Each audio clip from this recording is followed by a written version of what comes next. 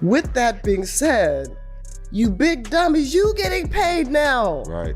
Everybody now has an opportunity to pull up their chair and have a seat. For the past year, we've seen Sheryl Swoopes target Caitlin Clark with strange claims, calling her a 25-year-old playing against teenagers, downplaying her rookie season, and even suggesting no one wants to play with her. The attacks seem never-ending. Some of your peers, they will recognize, her game, but they won't recognize her impact. Right. How can you separate the two? It's kind of hard, right? And I used Jax, you're absolutely right. And I was like, come on, you big dummy. Then Cheryl Miller stepped into the ring. The basketball legend and former Clark coach just delivered a knockout blow on the All the Smoke podcast, calling Swoopes a big dummy and tearing apart the false narratives. Miller is putting Swoopes in her place, and her defense of Caitlin Clark reveals something surprising about the future of the Indiana Fever, something that has fans buzzing with excitement. Are you ready? Let's go. 3-time Player of the Year, 2-time National Championship, 2-time Tournament MVP, first woman to dunk in an organized game, gold medalist. Thank you for making time. Welcome to the show, Cheryl Miller. Before we break down everything Miller said, have you ever wondered why one of basketball's legends seems so determined to tear down the WNBA's brightest new star? Let's unpack the bizarre crusade Sheryl Swoopes has waged against Caitlin Clark, from her college days all the way through her rookie season. Let's also talk about how much more experience that gives you over other players coming in, right? So people say, dang, like he or she's killing them, but you have a 25-year-old playing against a 20-year-old. It all started with Swoopes making wildly inaccurate claims about Clark's college career. In perhaps her most outrageous statement, Swoopes claimed Clark was a 25-year-old playing against 20-year-olds during her time at Iowa. The reality? Clark was just 22, competing in her fourth year like countless other college seniors. When called out on this falsehood, Swoopes backpedaled, suggesting it was just hyperbole related to COVID eligibility rules, a weak excuse that didn't hold water. Caitlin Clark right now probably takes about 40 shots a game. Here we go. I know you like that. Hell yeah. I said that because when she comes to the league, regardless of what team she goes to that has vets on that team, she probably ain't gonna get 40 shots a game. But Swoopes was just getting started. She went on to claim that Clark took 40 shots a game, painting her as a selfish volume shooter. The actual number? Clark averaged 22.7 shots per game. The irony here is that Swoopes herself averaged 19.2 shots per game during her senior year, just 3 fewer than Clark. Talk about throwing stones from a glass house. And when Clark was closing in on the all-time NCAA scoring record, Swoopes shifted tactics, questioning the legitimacy of the achievement by suggesting Clark needed a 5th year to break it. Ask me back, Caitlin. If you're going to break a record, to me, if it's legitimate, you have to break that record in the same amount of time that that player set it. Okay. Right? So if Kelsey Plum set that record in 4 years, well, Caitlin should have broke that record in 4 years. But because there's a COVID year, and then there's another year, you know what I mean? So she's already had an extra year to break that record.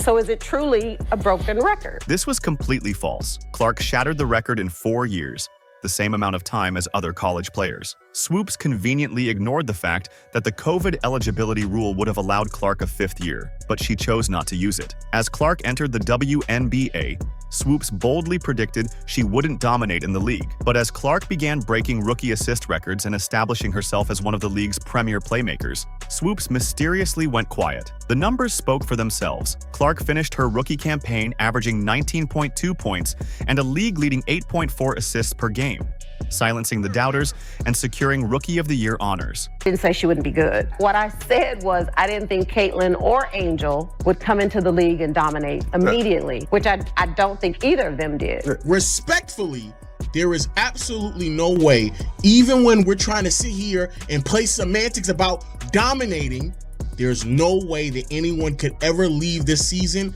in saying that both Caitlin Clark and Angel Reese didn't dominate. You would have to further explain what dominance means for you to not sit here and say that a player who is leading the league in assists while averaging 19 to 20 points didn't dominate that. Perhaps most telling was Swoopes' appearance on Angel Reese's podcast, where she continued undermining Clark while insisting she doesn't dislike her, a classic case of saying one thing while doing another. Cheryl since she was in college. I helped do her shoe deal with Nike in 1993, took her to her first SBs. I've known Cheryl, I've coached her, have a lot of respect for her. I called her when Caitlin was still playing at Iowa and she had just broken Maravich's record. And it was all over the place, as you and I have discussed, that there was this quote by Cheryl that said, Caitlin was, 25 years old. She was, 24 years old. She was a fifth-year senior. Right. She was taking 40 shots a game. Her records were illegitimate. The basketball world took notice of this pattern, and eventually, Swoopes was removed from broadcasting a Fever game. She was replaced by Nancy Lieberman, who didn't hesitate to call out the misinformation being spread about the rookie sensation. I got off the treadmill and I called her as a friend. And I said, you can say whatever you want. You can have your own opinion about anybody, but you do have to get the statistics right. I mean, facts matter. And if you just get ahead of this and just say, hey, I made a mistake on my numbers, then this thing is over and everybody respects you for your opinion. And, you might like Boston, I might like the Yankees. It's okay to have difference of opinions. Well, she got upset with me on the phone.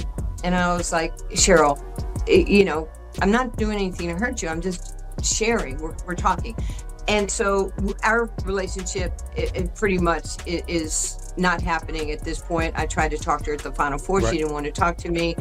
My life's going to be good or great with or without Sheryl Swoopes in my life. The basketball world was desperately waiting for someone with credibility to step into the Caitlin Clark conversation. That moment finally arrived when Cheryl Miller walked into the All the Smoke podcast studio and absolutely lit up the critics. What happens when a basketball legend who's actually coached Clark decides she's had enough of the nonsense? You get one of the most authentic defenses we've seen in women's basketball. Jax, you're absolutely right. And I was like, come on, you big dummies. Is she getting hyped? Yes. But she was in the backyard. She was putting in the same time, sometimes maybe more than you were. Right. I can't fault her for what she was given. Miller didn't just casually support Clark. She came with the fire and precision that only someone of her stature could deliver. Her now viral comment directed at critics like Swoopes said everything in just 2 words. Come on, you big dummies. The studio erupted, but Miller was just getting started. She defended Clark's work ethic with the passion of someone who's seen it firsthand. This wasn't just another talking head defending Clark. This was Cheryl Miller, one of the greatest to ever touch a basketball, directly calling out the hypocrisy swirling around the young star. And she pointed out something the haters conveniently ignore. Look, as much as she was given, you can't tell me if that door would have swung the other way where she didn't live up to the hype. Right. Come on, folks are still waiting for her to fall. Exactly. Come on. Yep. So, with that being said, you big dummies, you getting paid now. It's the uncomfortable truth that Clark's critics don't want to admit. Her presence has elevated the entire league, including the paychecks of those criticizing her. You recently coached the WNBA All-Star game. You spent some time with Caitlin Clark. Best coaching job ever. Best coaching job Best ever. coaching job ever. Being around Caitlin Clark, how was the experience for her? She's such a big star. I mean, the sky's the limit for her. To be around her, just talk about the type of person she is and how much she loves the game. I'm going to be honest because it needs to be said. I can relate to that young lady, and I felt for her. I know what it's like to be hated. I know what it's like to be a black woman and hated because of my skin. Color. Yeah. What makes Miller's defense so powerful is that she's not speaking from speculation. She's speaking from direct experience. After coaching Clark in the 2024 WNBA All-Star Game, Miller had a front row seat to evaluate Clark's game beyond the highlight reels, and what she discovered surprised even her. I can't imagine this young lady, I don't want to use hate, but despised. And people just having, she brought some on herself a little bit because she's cocky for a good reason. Confident. And I love that about her. But to watch the dynamics and the media, they had their narrative. And I was pleased and proud to see the narrative wasn't the truth. I was pleased and proud to see the narrative wasn't the truth, Miller revealed, effectively dismantling months of media spin in a single sentence. She went even deeper, offering rare insight into what makes Clark truly special. Watching her pass, and I didn't know how talented she was and how well she sees the game in a 3D version, thinker, defensively a lot better than I thought and gave her credit for. So watching her and just spending a little time. And one thing, guys, that I've learned is to step back and let these kids be themselves. Behind Miller's technical breakdown of Clark's skills lies something far more significant, a genuine emotional bond formed in the trenches of Clark's most difficult moments. When the Fever finally secured their first win of the 2024 season, Miller didn't just congratulate Clark.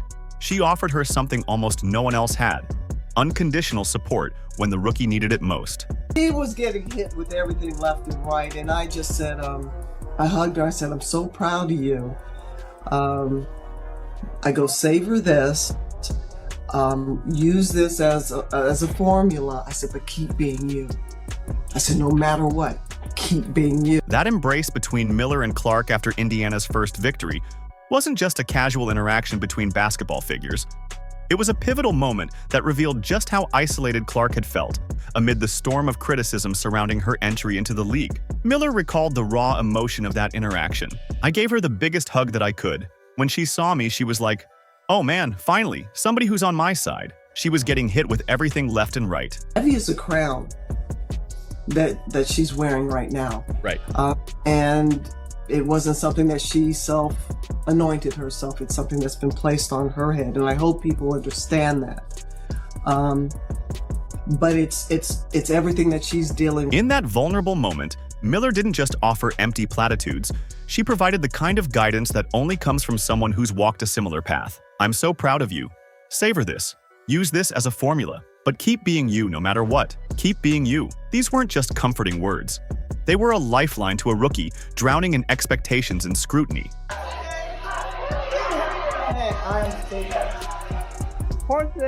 And I gave her the biggest hug that I could. And when she saw me, she's like, oh man, finally somebody I see that's on my side. Right, they can relate. The one thing that I said to her, and she was heading into her senior year, was have fun. No matter all the static, just make sure you find that quiet place. When Cheryl Miller speaks, the basketball world listens, and for good reason. Her voice carries the weight of an extraordinary legacy: 3 Naismith Player of the Year awards, 2 national championships, Olympic gold, and a place in the Basketball Hall of Fame. But Miller's support goes beyond her impressive resume. She sees something in Clark that many critics miss: the exceptional court vision that makes her more than just a scorer. You can set a screen for Kaylin. Kaylin don't need a screen. Kaylin's got great handles. The one thing that I don't think people really appreciate about that young lady's game, she can pass the ball. She can't pass. She got great assists. The bounce pass is powerful, which is almost non-existent in the game. The one thing that I think people don't really appreciate about that young lady's game, she can pass the ball, Miller emphasized, highlighting an aspect of Clark's play that transforms her from merely great to potentially transcendent. This wasn't just praise, it was validation from someone who recognizes basketball brilliance when she sees it. I love what they've done for the women's game from a collegiate level to now, and it's working. And it was only a matter of time. And great narratives, great storylines. But now the bottom line comes down to one thing: it's about basketball, and it's about wins. What makes Miller's perspective especially valuable is her unique position at the intersection of player development and media narratives. During the 2024 WNBA All-Star Game, she witnessed Clark's greatness firsthand, in real time. With one straightforward observation, she dismantled months of false narratives being pushed by the old guard about Clark. What advice, if any, did you share in that meeting with Kaylee? Because I know that she spoke very highly of you, got great respect for you. I've known Cheryl for a little while now. I think her energy, that's what I love about her. Like, it's just contagious, and it's fun. The All-Star Game wasn't just about busting myths. It marked the beginning of a relationship that could transform the entire trajectory of the Indiana Fever. When Caitlin Clark nervously called Cheryl Miller coach for the first time, neither woman fully realized they were planting the seeds for what might become the WNBA's next championship powerhouse. I've known Cheryl for a little while now. I think her energy, that's what I love about her. Like, it's just contagious, and it's fun. Long before stepping onto the court together, Clark had been watching Miller from afar with unmistakable admiration. Obviously, Cheryl. She's like one of the pioneers of our game. Just an awesome individual. Her personality radiates, Clark revealed, her respect for the basketball legend evident in every word. This wasn't just polite acknowledgement. It was genuine excitement from a young star who understood the significance of working with greatness. The anticipation only built as the all-star coaching announcement approached. For her to get to coach us, it's super exciting for me. I was super excited when I heard that news, Clark shared, revealing how meaningful this opportunity was to her. But it was their first interaction that truly showcased the potential future of this partnership. Getting to be around those two people that have done so much for the game, for me is super special. Like, there's still two people that I really look up to and idolize and appreciate everything that they've done, and for them to have this moment too and be a part of it, like, it's just super cool. Clark, despite her confidence on the court, approached Miller with the deference of a student meeting their idol. I called her coach and she said, "I don't know about that. We'll have to see how I do during the game," Clark recalled with a laugh. This small moment of humility from both sides speaks volumes about the foundation they're building together. What makes this connection so intriguing for Indiana's future is how clearly Miller sees the championship DNA already present in the Fever. After working closely with the team's core, Miller didn't mince words. Indiana has a very, very bright future. Coming from someone with multiple national championships and Olympic gold, that assessment carries weight that basketball insiders immediately recognize. Holy smokes, what an opportunity. And I was excited, like really, really excited, till I found out that the team I'm coaching wants to beat the brakes off our Olympic team. I'm like, okay, the pressure's on. So now we got a game, folks. We're going to have a game, but it's been fantastic. What impressed Miller most wasn't just Clark's individual talent. It was the collective fearlessness of the entire Fever roster. This is not a team people want to play, Miller observed. Not only are they getting better, but they're confident, and they share no fear. They're fearless. That psychological edge, the willingness to compete against anyone, is exactly what championship teams need when facing adversity. Perhaps most surprisingly, Miller found herself stunned by the basketball intelligence on display from the young Fever squad. "I did not count on their basketball IQ being that high," she admitted. "I knew it was high, obviously, because they play at this level. But it's one thing to know knowledge. This cerebral dimension, the ability to not just execute but understand the game at its deepest levels, is what separates good teams from great ones." And people that came well before today's game, they were skilled, they were incredible. The spotlight is now enhanced, and give these women credit. They have certainly elevated the game, but there are some truly, truly great players that could play today that played yesterday. And you know what? And I love the way that you said piggyback, because in no way, shape, or form am I not appreciative of where the game is at and the exposure, because we get exposure. Everybody forgot Lynette Woodard until Caitlin Clark broke her scoring record. Looking ahead to the 2025 season, there's something special brewing in Indiana that goes beyond just X's and O's. The mutual respect between Caitlin Clark and Cheryl Miller isn't just for show, it's a foundation for something potentially championship-worthy. Clark has acknowledged Miller as one of the pioneers of our game and praised how her personality radiates. What makes this connection so powerful is how genuine it feels from both sides. Miller has been blown away by Clark's abilities, particularly her court vision, which she describes as seeing the game in a 3D version. This isn't just empty praise, it's recognition from one of basketball's greatest minds. When Miller told Clark, "I'm so proud of you. Savor this. Use this as a formula. But keep being you," she wasn't just offering encouragement, she was passing the torch. While certain critics continue their tired campaign of misinformation, the Clark-Miller alliance represents everything that's right about basketball's generational connections. The future in Indiana isn't just bright, it's championship caliber. With this kind of mentorship in place, the Fever could be on the verge of something special. Let us know in the comments how excited you are. Like, subscribe, and turn on all notifications so you never miss out. Click the video on the screen, and we'll see you in the next one.